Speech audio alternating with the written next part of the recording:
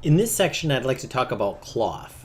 If I go up here to Create, Polygon Primitives, Plane, I usually like to scale this plane up to about the size of the grid. And then in the channel box, under Inputs, give it 30 and 30 divisions. There we go.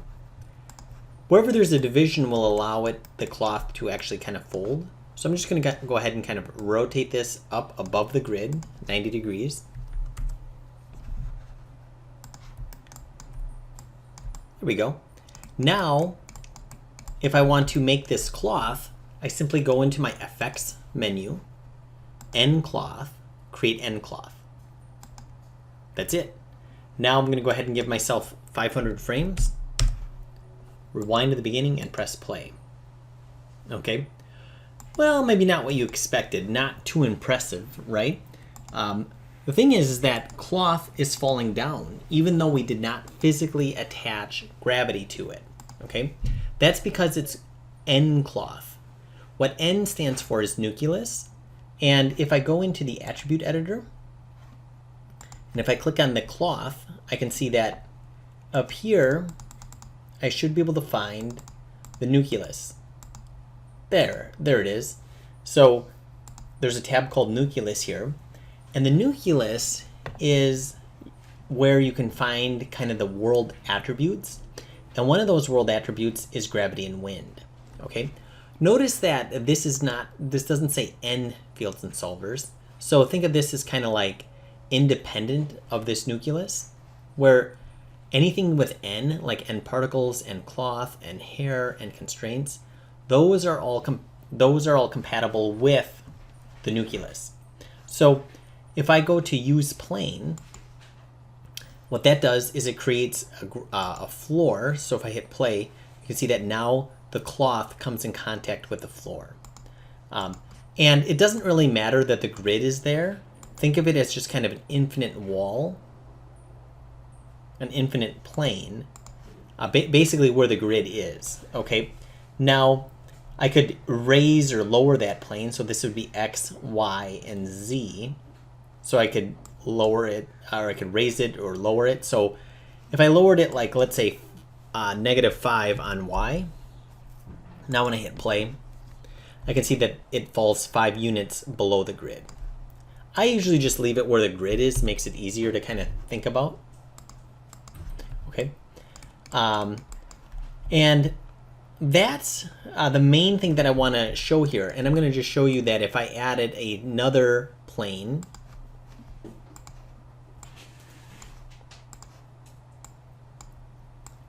I'm just going to turn on wireframe unshaded. There we go. And I'm just going to bring this up as well. And also make this 30 and 30 divisions.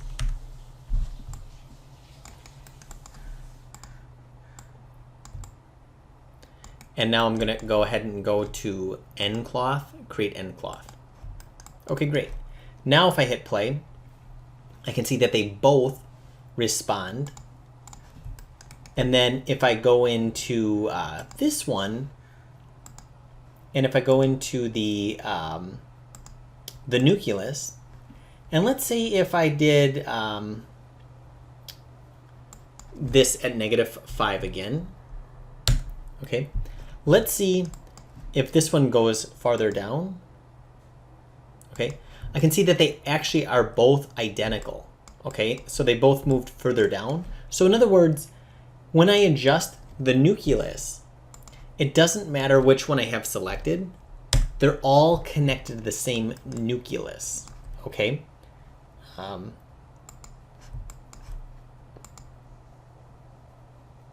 There we go. Awesome. So once again, all connected to the same Nucleus. Doesn't matter how many things I have. So let's say if you had a character and her dress was blowing in the wind, and then she also had hair, and it was N hair and N cloth. Here's N hair, and then it had N cloth. Both of those would be adjusting, if you adjusted the wind speed right here, together. And that might seem like an obvious thing, like, well, of course, if I increased wind, but I feel like before you had to kind of manually make sure all that was connected. And now I feel like it's really easy because it essentially does it automatically for us. Okay, so that is the nucleus area. And just a few things with the nucleus. Okay, gravity, I usually don't touch that. I usually just let that be because that's 9.8 meters per second squared. That just makes sense. Air density, okay, if it's left at 1, that would be like it's on Earth. Okay, just normal. But if I put it to 0, that would be like it's kind of moving in outer space. There's no resistance. Okay. Once again, 1 is just kind of on normal Earth. But if I put the air density to maybe like 10, now that would be like it's moving kind of underwater, and it looks weird for this, but I feel like there's a lot of resistance for it. So once again, I usually leave air density at 1. Wind speed, okay, if I increase this, that's how much it's kind of obviously blowing, and you can see that if I increase this, it starts to blow away. And the direction of that wind speed, once again, this is X, Y, and Z. So you have to figure that out, and you can see your compass down here. Y is up, Z is forward, and X is that way. So X, Y, and Z for the wind direction. And if I say wind noise, well, what that's going to do is going to give some variation. So it's not going to be like, let's say if this was 1 mile an hour in the X direction, wind noise would kind of give it some variation. Okay. The plane, once again, we looked at how to change the size of that or the placement of it, but you could also change like things like the stickiness and that kind of thing. And changing things down here, like the sub-steps, actually increases the accuracy of the simulation, but the higher the number, the more accurate the simulation is, but the more kind of compute intensive it is. So it might be, kind of slow down your computer, things like that. Time, this is when it's going to start, the simulation will start. So if I put this at like 25, now if I rewind and hit play, nothing's going to start until frame 25.